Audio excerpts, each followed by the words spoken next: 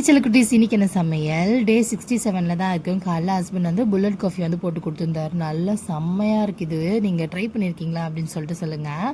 அதே மாதிரி இன்றைக்கி வந்து எக் வந்து வேக வச்சுட்டேன். எக் வந்து டெய்லியும் நீங்கள் 2 எக் சாப்பிட்டிங்கன்னா உங்களோட பாடியில் நடக்கிற சேஞ்சஸ் வந்து வேறு லெவலில் தெரியும்.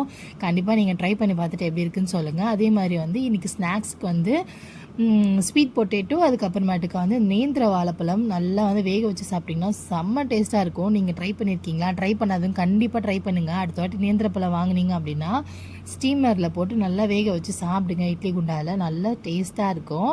அதுக்கப்புறம் இட்லியும் ஊற்றிட்டேன். தாரிக்காக்கு இதுக்கு ஹஸ்பண்டுக்குலாம் இட்லி ஊற்றியாச்சு. அதுக்கப்புறம் வந்து ஒயிட் சாதமும் வந்து உலை கொதிக்குது நல்லா. அது வந்து நல்லா உலை கொதிச்சதுக்கப்புறம் எடுத்து வச்சுட்டேன்னா ஒரு 5 மினிட்ஸ் கழித்து வச்சோன்னா நல்லா வெந்துடும்.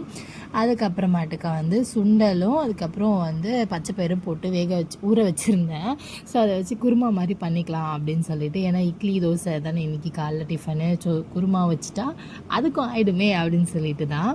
ஸோ வந்து இதோட மெயின் ஹீரோவே வந்து இந்த தேங்காய், முந்திரி இந்த பச்சை மிளகாலாம் அரைச்சி ஊற்றினோன்னா நல்லா க்ரீமியாக சூப்பராக இருக்கும் குருமாவே. அதுக்கப்புறம் ஹஸ்பண்டுக்கு வந்து ஸ்வீட் பொட்டேட்டோ கோவா வந்து கொடுத்து அனுப்பிட்டேன். க்ளோரி அக்கா வந்து இந்த மாதிரி கொடுத்து அனுப்பியிருந்தாங்க ஸ்வீட். இதெல்லாம் வந்து கண்டிப்பாக இது வேணும் அப்படின்னு சொல்லிட்டு ஒரே ஆடம். சரி, அதை கொடுத்து அனுப்பியாச்சு.